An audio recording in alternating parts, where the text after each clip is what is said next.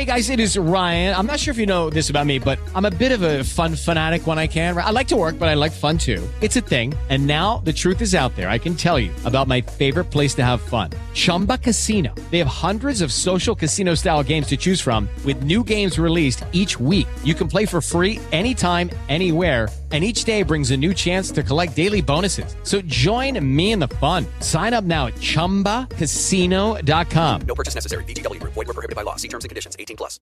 Hello and welcome. It's Eric Erickson here, the second hour of the program. The phone number is 877-97-ERIC, 877-973-7425, if you would like to be a part of this here program.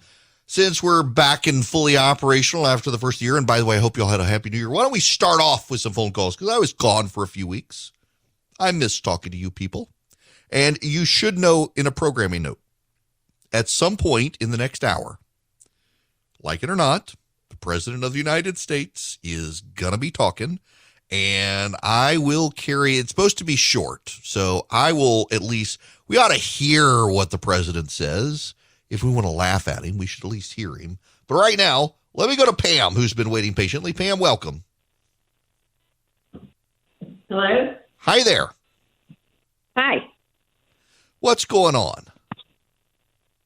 So I just was wondering if you knew whether or not it's true that the reason the pharma people want our young children vaccinated is because they have to have that data in order to get liability insurance for the vaccine and for them to cover reactions to the vaccine after it leaves the emergency use authorization. No, and I know that's not true because there's a federal fund that is set aside for anyone who has a problem with a vaccine. When a vaccine is produced by a pharmaceutical company in this country, the federal government takes on the liability, not the pharmaceutical company.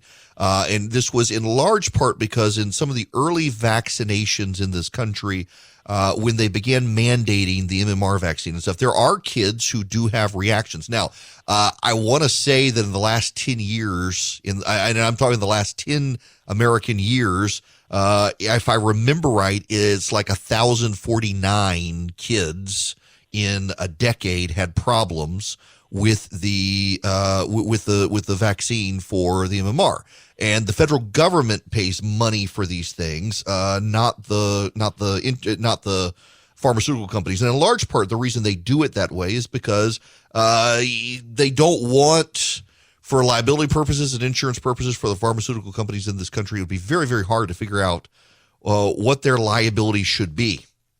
So they don't do that. Now, I realize this is circulating online. I do very much understand that this is where we are. It's simply not true. There's so much urban legend stuff out there with relating to the vaccine. It's becoming increasingly difficult to even process what is and is not true. And I know it becomes very, very hard for people. And what people do is they fall back on their presuppositions and their confirmation bias. So, like, for example, Robert Malone was on with Joe Rogan, and the number of people that I know who listen to Joe Rogan, it's extraordinary. And they take Dr. Malone at face value. They don't even question it, which is kind of bizarre to me. They question every single person, but not this. And what it really is instead of questioning everything, you question everything you don't believe, and you don't question the stuff you believe. So Malone comes out, and Malone was one of the contributing inventors of mRNA. Now, here's the thing. Malone hasn't actually said this. He dances around it, but he's allowed other people to say it, that he invented the mRNA vaccine. That's not actually true. Anyone who knows anything about science and the development of these sorts of technologies knows there's never one inventor. It's like saying Albert Einstein invented the GPS satellite. Albert Einstein came up with the theory of relativity, which is necessary to program GPS satellites. You'll know GPS satellites are so high and they move so fast that time slows down for them. So you've got to actually run an algorithmic calculation on a GPS satellite to keep them in sync with the time here down on the ground, because based on the theory of relativity, they're not going to be at the same time. They'll speed up. So that they run an algorithm that keeps them in check. Now, but Albert Einstein didn't invent the GPS satellite. He invented a formula that is used to invent satellite. Same way Robert Malone did not invent the mRNA vaccine. He invented a piece of technology, biological technology, that was then used in the development. He should get the Nobel Prize. Robert Malone should be awarded the Nobel Prize, along with about a dozen other people, for coming up with the mRNA protocols to get to the vaccine. He should. But Robert Malone was cut out of the profit. Now, if I were him, I would probably want to financially screw the people who financially screwed me. And so I would move heaven and earth to discredit my baby because I'm not getting any profit from it. Now, that's just me. That's my presupposition on that. That when you believe some other people are profiting from your invention and they cut you out of it, you want to get revenge. But people are just taking him at face. People who already were skeptical are taking him at face value, and they're being skeptical of everyone else. Why? It's all confirmation bias. Question everybody. Question everything. You should have multiple sources across the board who disagree with each other and synthesize what's actually going on. But nobody wants to do that anymore. It takes too much time. Let's just go straight to what I already believe. All right. I was not planning on spending a lot of time on that, but what the heck. All right, Dee, you're going to be next. Welcome to the program. Hello. I'm so glad that you are in the Rush Limbaugh spot. I'm proud of WSB. Thank you very much. I just wanted to say that I'm disappointed in Trump. I've gotten off the Trump train. I think he's made a terrible mistake with Georgia. He's like a petulant, bad-tempered child, and he has handed Stacey Abrams the governorship and probably the presidency. So I'm just really disappointed. But I do love Albert Einstein. Well, look, you know what? Here's the thing. I think my speculation here is that some people may be able to get him to back down on this. I hope that genuinely my hope is that at some point we will get to someone out there saying, you know what, Mr. President, maybe, just maybe, calm down. And maybe, just maybe, I sure hope that's the case because I don't know who the person is that he would listen to. Yeah, I don't know. And, you know, the irony here is that I was told David Perdue is one of the people who got him to try to calm down and leave Brian Kemp alone. But it's unfortunate. So then why didn't Perdue just say no? Yeah, well, he should have. But, you know, so a friend of mine, a dear friend of mine who is probably listening right now, she told me that reality works differently the more you hang out at Mar-a-Lago. And I think that's probably true. I've got several friends of mine Probably because time goes faster there. Yeah, you know what? It could be. It's the theory of relativity, Dee. How about that? Thank you for that. I appreciate the phone call. But yeah, so this friend of mine was telling me that you hang out at Mar-a-Lago and the world just operates differently down there. It's the most fascinating thing, she says.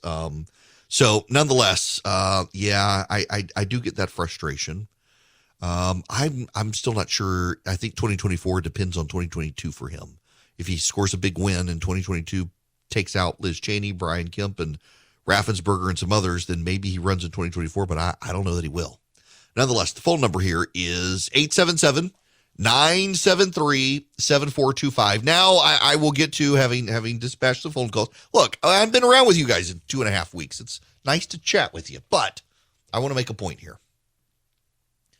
If you subscribe to my Substack, and you should, you can text DATA to 33777 and you can subscribe.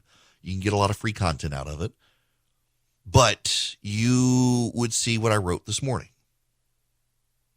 And I feel more and more strongly about this. So over the holiday season, I happened to be on Twitter when that guy did the Let's Go Brandon stuff to the president. And I said, you know, I find it very funny, but I don't think it's appropriate. It's bad manners. All the president wanted to do was wish you a Merry Christmas. All you had to do was wish him a Merry Christmas, be done with it. You don't have to like the guy, but, you know, if the president of the United States is talking to you on the phone, it's pretty freaking cool. I don't care who the president is. How often do you guys talk to the president of the United States? So it was bad manners, and we can be a little more civil. It is the Christmas season. It was just a Merry Christmas phone call. And a number of younger 20, 30-something conservatives were like, screw civility. We're at war. War. I'm sure they were tweeting from the comfort of their couch, not in the trenches. A lot of people perceive we are at war in this country. They perceive it from their couches watching TV. We, as a nation, have lost the plot. You know, the story has a happy ending. Doesn't seem like it right now. In fact, you know, the predominant television shows across networks and streaming services are all nihilistic shows. Game of Thrones very famously killed off anyone you cared about, and then in the final episode of the final season killed off your ability to care about the show by having a terrible series finale. It's awful, that last half of that series finale. And then you got Succession now, which I actually love the show. Profanity warnings, my gosh, the language. But it's a great show. But it is about a terrible family of billionaires who you root against every single one of them, and their lives are miserable. And the key to understanding the show is that they get exactly what they want, and they're even more miserable. And then there's some show, I can't remember, it's some like resort island show on Netflix, I think it is, and I can't remember the name of it. But essentially, all of the people on the show are terrible people. And there are a series of shows out there now where you want to root against everyone. Everyone is terrible. And everybody's miserable. And it's reflected in the fear porn over COVID from the New York Times and the like on everything is a disaster. Everything is terrible. We're all going to die. And the January 6th coverage in the media, Republicans are terrible and somebody's going to be held to account. And you're excusing it unless you own it, grab hold of it, stare it in the eyes and condemn it fully. And then all the anti-heroes. You got all, you know, Deadpool. I love the Deadpool movie series with Ryan Reynolds, but Deadpool, he's supposed to be a bad guy, and then he became an anti-hero. All the bad guys are now anti-heroes. I'm sure they will rehabilitate Thanos here soon, and we'll have the Avengers from his perspective, and it'll be totally reasonable. Or Disney with Maleficent. You know, she's actually, just understand the witch who put Aurora to sleep in Sleeping Beauty. We've lost hold of the plot. Everyone's so focused on the political narrative, we've lost the life narrative. You know, I've read to the end of the book. I know how the story ends, and it has a happy ending. There's a pale horse, a man with a sword on a horse, Johnny Cash singing backup music, the apocalypse, and then eternity. This man comes to town. The king returns, gathers his people, takes them home, leaves everything else to burn. If you're on the winning team, why are you so angry? There seems to be a level of despondency in society, in and out of the church, by the way. In church, out of church, in society in general, people are just mad at everything and everyone. Everyone is fretful. We all think we're going to die at any moment. There's a level of despair and despondency. The number one cause of death in this country, it seems to be fentanyl these days. There's a story of the extraordinary amount of people who've overdosed on fentanyl. The number of people who've taken to drugs, the number of suicides are up. The number of people depressed, be diagnosed with depression. People have lost the plot. And it's a very interesting story, actually. It's a story of triumph. It's a story of success, but it's also the story of people trying to do it themselves and continually screwing it up, which is where we seem to be in the story at this moment. People doing it themselves and screwing up. But I just, you know, Sean Hannity has said in the past, don't let not your heart be troubled. It's actually a quote from Scripture. And I've read the end of the book. There's a happy ending here. So I cannot understand why so many people are so incredibly angry about everything and scared all the time about everything in life right now. Live reasonably, live responsibly, but don't live fearfully. And so many people now on the left and the right are just angry with each other. Don't love your neighbor. My gosh, you might have to have a relationship with them and find out they're a Democrat. Can't do that. Can't have a relationship with anyone you disagree with. You can't find common ground with people. It's all the time combat. We have traded religion for politics, and we're developing religious orthodoxy around our partisan hot takes, and it's not doing us any good. The meek inherit the earth, not the people who tweet the best. So maybe, just maybe, as we start heading into this year, we should remember there actually is a plot to the story we're all in. The book actually does come to an end and then eternity. And the ending has a happy ending for a whole lot of people. Some, not so much. But for a lot of us, yes, a happy ending. And we should remember that. And probably make that our focus instead of fretting about COVID and elections and everything else. For several years when I practiced law, I volunteered for the Alliance Defending Freedom to be an on-call lawyer for them. It's one of the few legal nonprofits in the country that really racks up wins, both state courts and federal courts for conservatives and Christians. People have a Christian conservative worldview. Since leaving my law practice, I've volunteered in the past to speak at ADF events. I've been to their training sessions where they teach lawyers and pundits how to talk plainly about complex legal issues and understand the state of play on cases around the country, from local city councils all the way up to the U.S. Supreme Court. Now I'm glad to have ADF as an advertiser, but honestly, I'd be encouraging you to support them this time of year anyway. The Alliance Defending Freedom takes donations from you and uses them to help those who can't afford lawyers hire the very best lawyers to fight for freedom, from the Supreme Court of the land all the way down to the local level. Right now, ADF has received a matching grant, so all new donors will have their gifts matched. All you have to do is go to adflegal.org/Erickson today and donate. adflegal.org/Erickson, ERICKSON. Bobby Rush is a name you may not know. She's an important name to know today. Bobby Rush is a member of Congress from Chicago. In the year 2000, a young guy named Barack Obama, you might have heard of him, ran against Bobby Rush for Congress. And he lost to Bobby. Bobby has been in Congress ever since. And, well, he's retiring. Now, listen, his district is not a district where you can say, oh, Republicans are going to take it over. No, the Republicans, they're not going to take it over. But it also signals, probably more likely than not, that Bobby Rush knows the Democrats' days of controlling the House of Representatives are at an end. And it's not just that. There's another data point out there as well. There's a massive amount of staff turnover happening in Nancy Pelosi's office right now. There's a massive number of people leaving Nancy Pelosi's office. They've given up. They're going to find new jobs.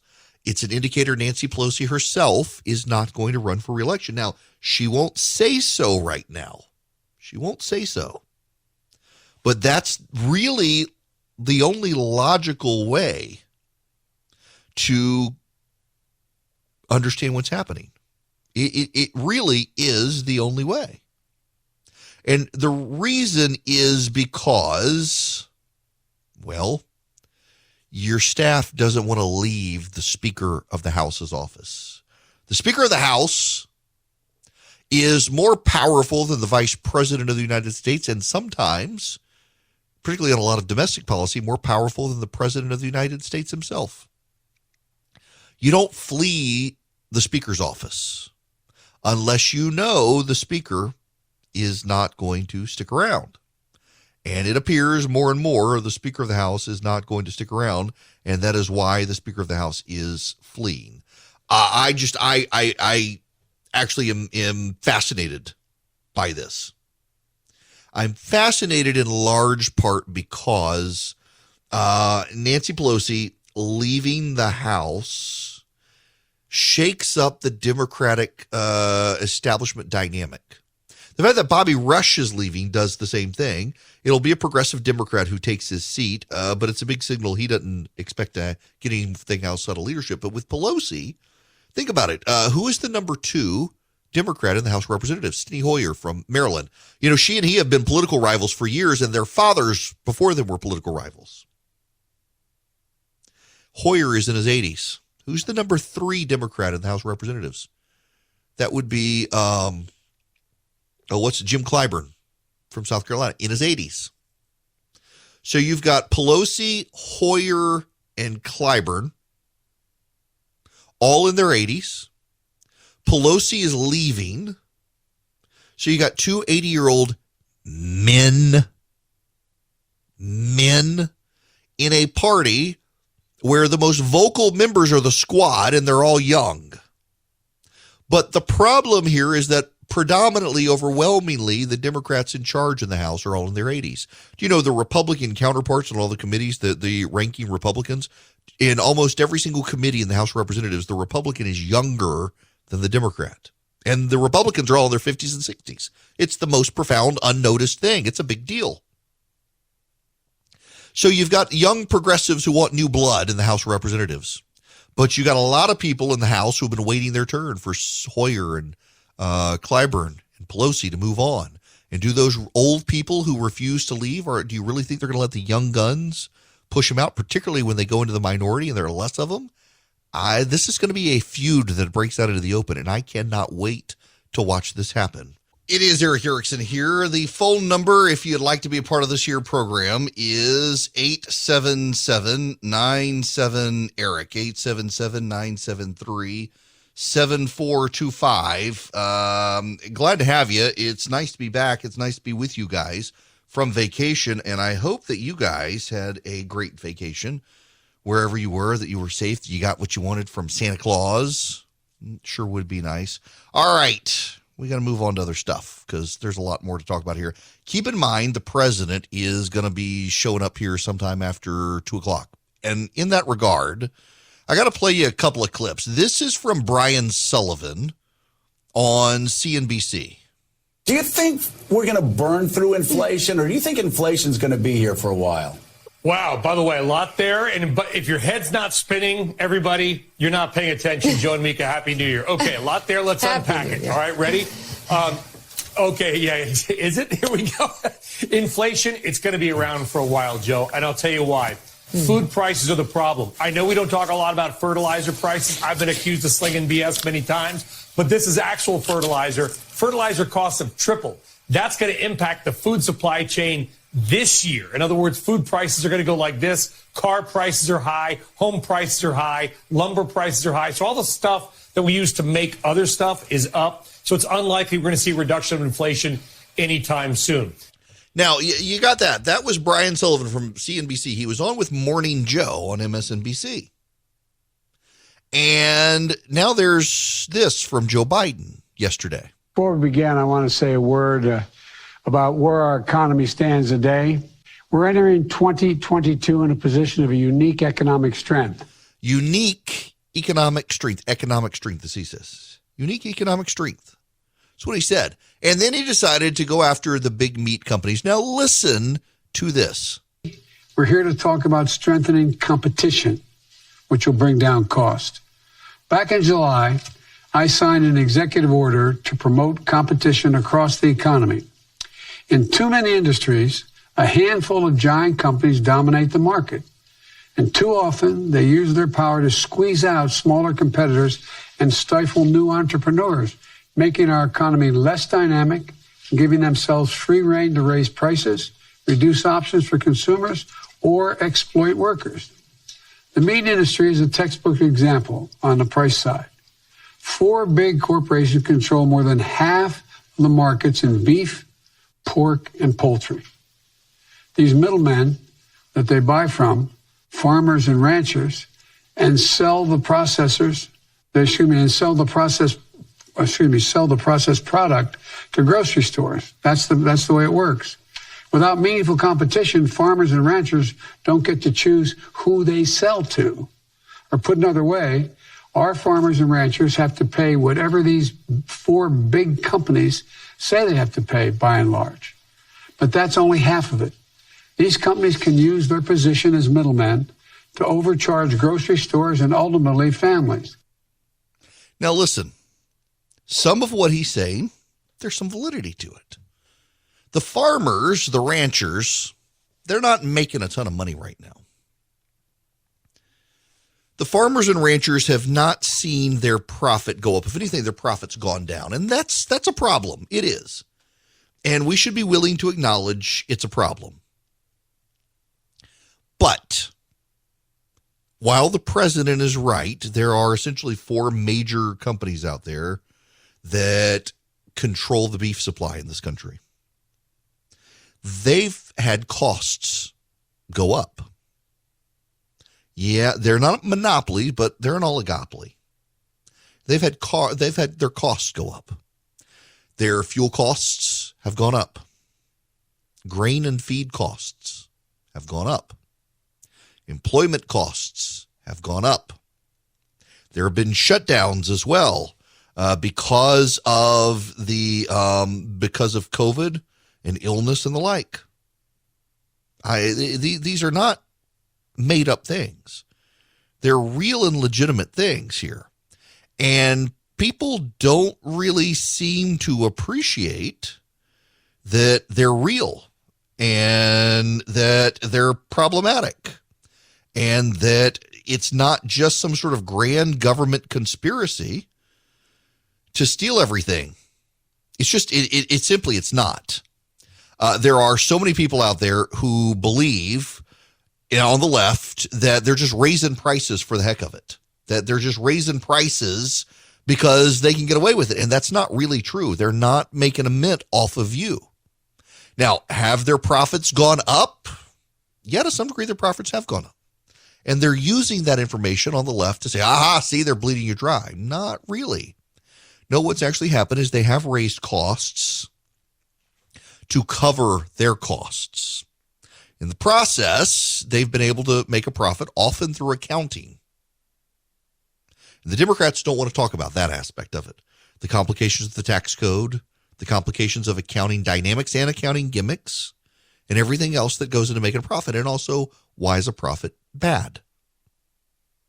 The real downside here is at either end of the calculation. On one side, you have the farmers and the ranchers who really aren't making a lot of money even as their costs go up. On the other side are the consumers who are paying a great deal more.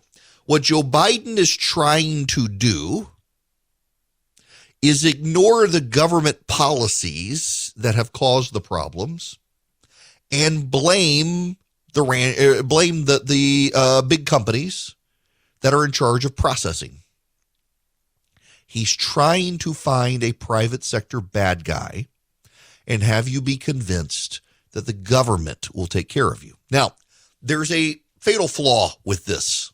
Anybody know what it is? There's a fatal flaw. The beef processing companies, they're not good people. They're not. They're easy to blame. And in fact, their profits have gone up. Now, I've told you why, but yeah, they've raised some prices as well. They could cut back if they wanted to, but why should they have to? They don't. There's a problem here. If you just focus on beef, you get the bad guys. You get the four big bads. The problem is everybody else having the problem too. All the other major companies out there, they're having the same problem. Costs are going up. Inflation's going up. It's not just a beef world problem here.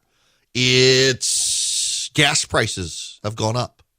Toilet paper has gone up. Grocery prices have gone up. Vegetable prices have gone up. Canned good prices have gone up. Toy prices have gone up. Clothing prices have gone up.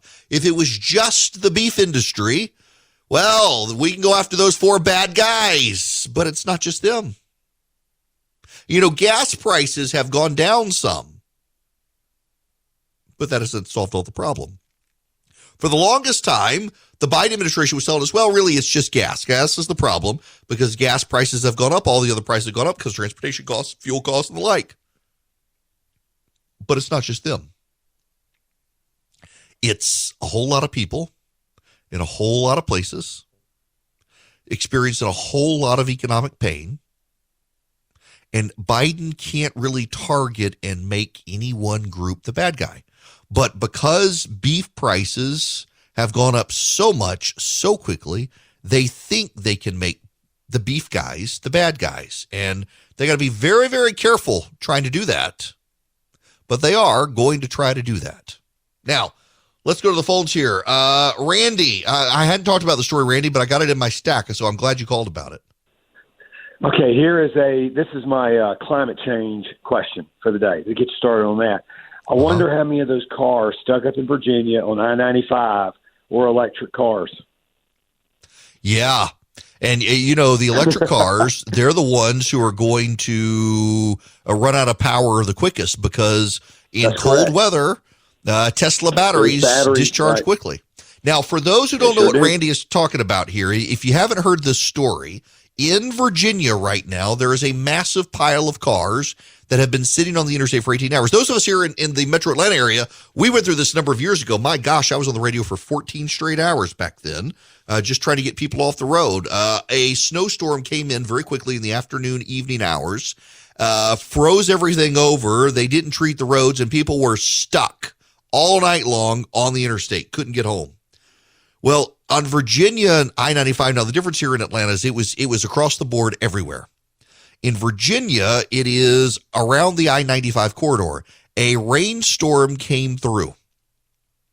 They couldn't put salt on the roads because it was raining so bad, and the rain rapidly converted to ice and snow. So the roads were untreated, converted ice and snow. People were on their commute. Some of them have been there since yesterday. In fact, Tim Kaine, the senator from Virginia, has been stuck on I-95 since yesterday, having to get out of his car and pee on the side of the road. If you got a Tesla up there, got a battery-powered car, and your battery drains to zero, you are out of luck. Your gas-powered car as well is going to be problematic, trying to run for 18 hours. And the governor of Virginia, now this is one of the funny parts here. This is just actually too funny to think about. Ralph Northam, still governor of Virginia. Ralph Northam, even though Glenn Youngkin's won, they hadn't rolled over yet, or they're just about to.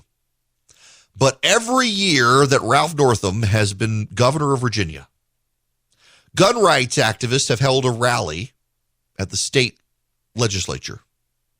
And every year they've come, Ralph Northam has declared a state of emergency. It's always been a peaceful rally. It's always been peaceful, always good people, but Ralph Northam has called a state of emergency every time. People have been stuck in their cars on I-95 in Virginia for 18 hours.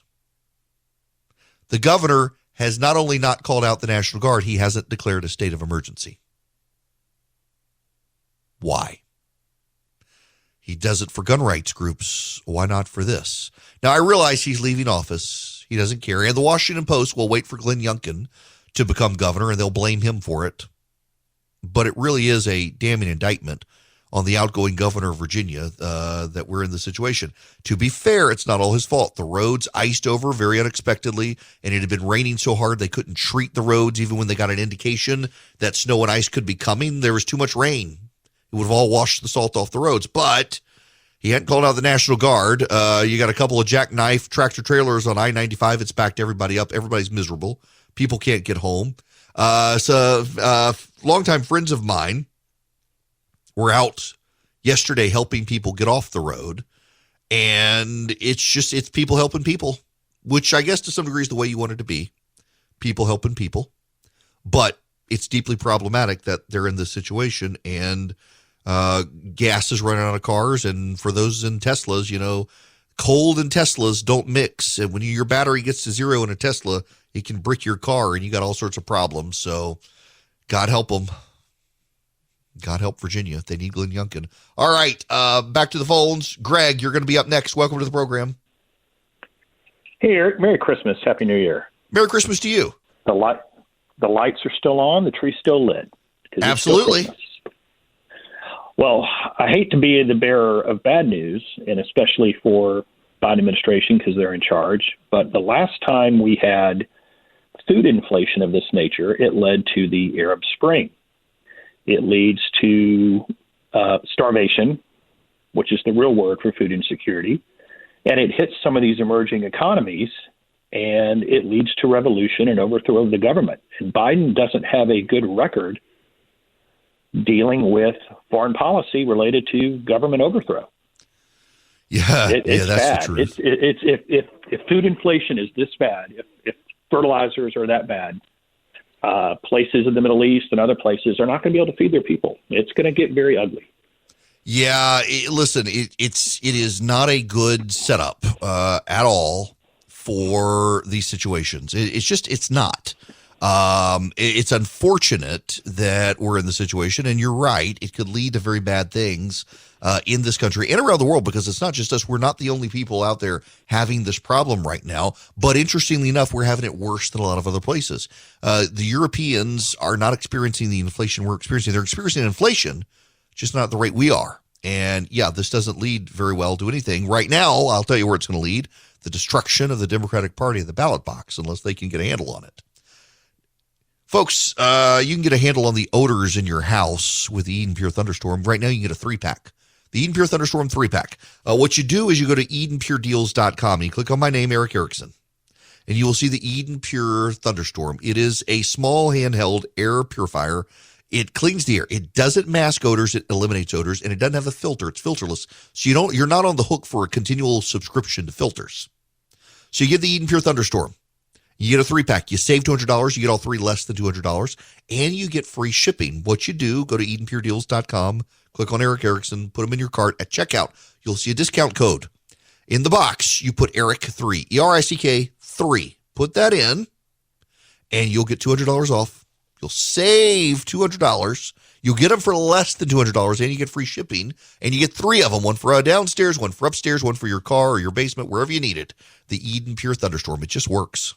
Welcome back. It is Eric Erickson here, the Eric Erickson Show. Should you like to be a part of the program, the number is 877-97-ERIC, 877-973-7425. Let's go to Pinehurst, North Carolina. Ron, you're going to be next. Welcome. Hey, Eric. How you doing? Good. Again, I don't know anything about beef, but here in North Carolina, a lot of pork and chickens. And the way the business works here is, whether it's Mount Air, Purdue, Smithfield, whatever, they own those animals, and the farmer is paid to, whether he has a sow farm to where he breeds them, or a topping house where he tops them out to a certain weight. He does not own those hogs. He is paid to raise those hogs and move them through. So he's not selling any meat. I mean, it is commercialized. So, Right. The president really doesn't understand what he's talking about, or he did not translate it in a way where there's not an open market anymore in poultry or pork. Yeah, and there isn't, and I'm glad you said that as well, because, like, for example, I've got family members through my wife's family who do raise chickens, and it is completely done for, I think that they're with Tyson or Purdue one, and I mean it is just it's an operation through that company. Now there are in beef markets independent beef ranchers. But then they have a limited number of people through whom and with whom they can work and sell stuff to. And that does, of course, these monopolies or oligopolies raise prices, but not to the extent the president says. And the proof that the president is kind of out of it on this one is the fact that everybody else is having the same problem. If it was just beef, you could say there's a problem. But it's not just beef, it's everybody. And because it's everybody, it suggests that the president is speaking out of turn on this and doesn't quite understand what he's talking about. And it's a complicated subject, and the man is 80 years old, so I kind of get that. But for him to try to find a bad guy here, and that's what he's doing, is he's trying to find a bad guy here, it doesn't really work that well. Everybody wants a bad guy in politics. Sometimes you're the bad guy and you don't realize it. And you got to try to convince people that someone else is the bad guy. And I don't know that Joe Biden can do that at this point. But man, they're going to try. In fact, he's going to address the nation here in a few minutes. And if it happens, and they're always late at the White House. They're always late at the White House. So if it happens, when it happens, assuming it's going to happen during the show, I'm going to pull up the feed so we can listen to the president when he speaks. But when we come back, in the run-up to that, it's January 4th. You know what that means? They're already in hysterics about January 6th. I got some audio from the MSNBC conversation on this. Do you notice how CNN never obsesses over MSNBC? It's always about Fox. Why do you think that is? Should be pretty obvious at this point. And you thought these last 2 years were crazy. Welcome to 2022. It's coming up and nothing makes sense still, especially in business. If you're a small business owner, good luck getting financing from a big bank right now. I can offer you a fantastic solution if you're looking for $750,000 or more in financing for your business. First Liberty Building and Loan. Let's say you want to buy a new building, or you want to refi existing debt, or you want to buy a company. Basically, you see opportunity for your business to grow, but you've hit a wall with the mega banks getting financing. That's where First Liberty Building and Loan and my friends the Frost family come in. They solve small business financing problems better than anyone I've ever seen. They say yes, where big banks say no. It's that simple. Look, just do this. Spend 10 minutes with them. Call them, First Liberty Building and Loan. Say Eric sent you. In 10 minutes, you'll know if you're a good fit for their program. Go to firstlibertyga.com. That's firstlibertyga.com. They help small businesses nationwide in all 50 states. Firstlibertyga.com. Hello, it is Ryan, and I was on a flight the other day playing one of my favorite social spin slot games on ChumbaCasino.com. I looked over at the person sitting next to me, and you know what they were doing? They were also playing Chumba Casino. Coincidence? I think not. Everybody's loving having fun with it. Chumba Casino is home to hundreds of casino-style games that you can play for free anytime, anywhere, even at 30,000 feet. So sign up now at ChumbaCasino.com to claim your free welcome bonus. That's ChumbaCasino.com and live the Chumba life. No purchase necessary. VGW Group. Void where prohibited by law. See terms and conditions. 18+.